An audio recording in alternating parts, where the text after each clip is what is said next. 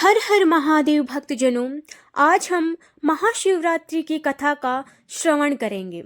महाशिवरात्रि का पर्व भगवान शिव की आराधना के लिए विशेष माना जाता है। यह पर्व फाल्गुन मास की चतुर्दशी को मनाया जाता है। इस दिन शिव भक्त व्रत रखते हैं, रात्रि जागरण करते हैं और भगवान शिव का जलाभिषेक करते हैं। महाशिवरात्रि के पीछे कई पौराणिक कथाएं प्रचलित हैं। इनमें से कुछ कथाओं को मैं आपको सुनाती हूँ। सबसे पहले समुद्र मंथन की कथा। समुद्र मंथन भारत के पौराणिक कथाओं का एक प्रमुख प्रसंग है, जो सृष्टि, जीवन और देवताओं की रक्षा के लिए किए गए असाधारण प्रयासों को दर्शाता है। यह कथा देवताओं और असुरों के सहयोग से अमृत प्राप्त करने और संसार को विनाश से बचाने की एक प्रेरणादायक गाथा है। एक समय ऐसा आया जब ऋषि दुर्वासा के श्राप के कारण देवताओं की शक्ति समाप्त हो गई और असुरों ने स्वर्ग पर अधिकार कर लिया। देवताओं ने भगवान विष्णु से सहायता की प्रार्थना की। विष्णु ने सुझाव दिया कि समुद्र का मंथन करके अमृत निकाला जाए, जिसे पीकर देवता अमर हो सकते हैं। लेकिन इस कार्य के लिए असुरों का सहयोग आवश्यक था। देवताओं ने असुरों को अमृत में हिस्सेदारी देने का वचन दिया और इस तरह देवताओं और असुरों ने मिलकर समुद्र मंथन करने का निश्चय किया। समुद्र मंथन आरंभ हुआ। देवता और असुर वासु की नाक को पकड़कर मंथन करने लगे। असुरों ने वासु की नाक का मुख पकड़ा, जबकि देवताओं ने उसकी पूंछ पकड़ी। मंथन से उत्पन्न विषैले धुएं से असुर पीड़ित हो गए, लेकिन मंथन जारी रहा। मंथन के दौरान सबसे पहले हलाहल विष प्रकट हुआ। यह विष इतना भयंकर और घातक था कि इसका प्रभाव संपूर्ण सृष्टि का नष्ट कर सकता था। विष की भयंकर गंध और शक्ति से सभी देवता और असुर भयभीत हो गए। देवताओं और असुरों ने भगवान शिव से प्रार्थना की कि वे इस विष का निवारण करें। भगवान शिव ने समस्त सृष्टि की रक्षा के लिए विष को अपने कंठ में धारण कर लिया। शिव जी ने विष को निगलने से पहले इसे अपने कंठ में रोक लिया, ताकि यह उनके शरीर में प्रवेश न कर सके। विष के प्रभाव से उनका कंठ नीला पड़ गया और तब से वह नीलकंठ कहलाए। देवी पार्वती ने भी भगवान शिव को इस विष के प्रभाव से बचाने के लिए उनकी गर्दन पर हाथ रखा था, जिससे विष उनके शरीर के भीतर ना जा सके।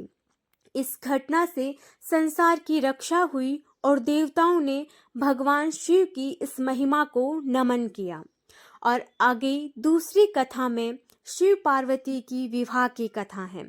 शिव और पार्वती का विवाह पौराणिक कथाओं में प्रेम, तपस्या, समर्पण का अद्भुत उदाहरण है। यह कथा न केवल भगवान शिव और देवी पार्वती के मिलन को दर्शाती है, बल्कि भक्ति, तप और ईश्वर की कृपा के महत्व को भी समझाती हैं।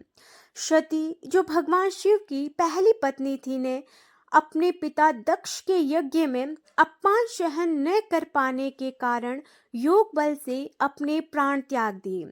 सती के वियोग में भगवान शिव ध्यानमग्न हो गए और संसार से विरक्त हो गए। सती ने हिमालय राज और उनकी पत्नी मेना के घर पार्वती के रूप में पुनर्जन्म लिया। पार्वती बचपन से ही शिव की परम भक्त थी और उन्हें अपना पति मानती थी। जब वह बड़ी हुई तो उनके माता पिता ने उनका विवाह भगवान विष्णु से करने का विचार किया, लेकिन पार्वती ने स्पष्ट कर दिया कि वह केवल भगवान शिव को ही अपना पति मानेगी। भगवान शिव का ध्यान अपनी ओर आकर्षित करने के लिए पार्वती ने कठोर तपस्या की। उन्होंने जंगल में जाकर वर्षों तक कठोर साधना की। पार्वती ने केवल पत्ते खाकर और बाद में जल त्याग कर कठिन तपस्या की। उनकी भक्ति और तप से सभी देवता और ऋषि प्रसन्न हुए। नारद मुनि ने शिव जी से जाकर पार्वती के तप और प्रेम के बारे में बताया। शिव जी ने पार्वती की परीक्षा लेने का निश्चय किया। वह एक ब्राह्मण के वेश में पार्वती के पास गए और उनसे पूछा कि तुम इतनी कठोर तपस्या क्यों कर रही हो। पार्वती ने उत्तर दिया, मैं भगवान शिव को अपना पति बनाना चाहती हूँ। तब ब्राह्मण ने कहा कि शिव तो एक अघोर, बेल पर सवार और भस्म रमाने वाले योगी हैं। वह ग्रस्त जीवन के योग्य नहीं हैं। इस पर पार्वती ने दृढ़ता से कहा, मैंने केवल शिव को ही अपना पति मानने का प्रण लिया है। चाहे कुछ भी हो, मैं अपने प्रण से पीछे नहीं हटूंगी। शिव जी पार्वती जी की निष्ठा और प्रेम से प्रसन्न होकर अपने वास्तविक रूप में प्रकट हुए और विवाह का प्रस्ताव स्वीकार किया। शिव और पार्वती का विवाह अत्यंत भव्य और दिव्य था। हिमालय पर्वत पर विवाह का आयोजन किया गया। भगवान शिव ने अपनी बारात निकाली, जिसमें भूत, प्रेत, योगी और गण साथ थे। शिव जी का वेश विचित्र था। उनके शरीर पर भस्म लगी थी, जटाएं बंधी थी और गले में सांपों की माला थी। इस विचित्र बारात को देखकर पार्वती की मां मैना भयभीत हो गई। पार्वती ने अपनी मां को शांत किया और शिवजी को स्वीकार करने के लिए कहा। विवाह में सभी देवता, ऋषि, मुनि और गंधर्व उपस्थित हुए। पूरी विधि विधान से शिव और पार्वती का पाणी ग्रहण संस्कार संपन्न हुआ। शिव और पार्वती का विवाह केवल एक व्यक्तिगत घटना नहीं था, बल्कि यह संसार के संतुलन और सृजन के लिए अत्यंत आवश्यक था। पार्वती को शक्ति और शिव को शिव कहा जाता है। उनके मिलन से शिव शक्ति का सृजन हुआ, जो सृष्टि को संतुलित और संचालित करता है। आगे की कथा में एक शिकारी की कथा भी आती है। कुछ पौराणिक कथाओं के अनुसार महाशिवरात्रि की रात से जुड़ी एक अत्यंत प्रसिद्ध कथा एक निर्धन शिकारी की है।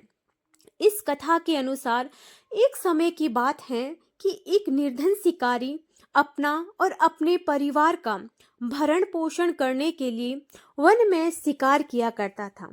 एक दिन शिकारी को जंगल में काफी देर तक कोई शिकार नहीं मिला। भूखा प्यासा शिकारी रात होने पर जंगल में ही एक बेल वृक्ष पर चढ़ गया और रात बिताने का निश्चय किया। बेल वृक्ष के नीचे एक शिवलिंग स्थापित था, जिसे शिकारी नहीं देख सका। अपने आप को जगाए रखने और जंगली जानवरों से बचाने के लिए वह बार बार बेल के पत्ते तोड़कर नीचे गिरा रहा था। हर बार जो वह पत्ता तोड़ता, वह शिवलिंग पर गिरता। इसके अलावा उसके पानी के पात्र से पानी भी शिवलिंग पर टपक रहा था। शिकारी ने यह सब अनजाने में किया, लेकिन यह भगवान शिव की पूजा के समान हो गया। पूरी रात इस प्रकार बेलपत्र और पानी शिवलिंग पर चढ़ते रहे। शिवलिंग पर बेलपत्र और पानी चढ़ाने के कारण भगवान शिव प्रसन्न हो गए। प्रातःकाल होते ही शिव जी ने शिकारी को दर्शन दिए और उसकी अनजाने में की गई पूजा से प्रसन्न होकर उसे आशीर्वाद दिया। उन्होंने शिकारी के पापों का नाश किया और उसे मोक्ष का वरदान दिया। तो इस प्रकार भगवान शिव की कृपा से शिकारी को मोक्ष प्राप्त हुआ। आगे हम महाशिवरात्रि के महत्व का भी वर्णन करते हैं। महाशिवरात्रि पर भगवान शिव की आराधना करने से सभी मनोकामनाएं पूर्ण होती हैं। इस दिन रात्रि जागरण और व्रत रखने का विशेष महत्व है। भक्तजन शिवलिंग पर जल, दूध, बेलपत्र, धतूरा और भांग चढ़ाकर भगवान शिव को प्रसन्न करते हैं।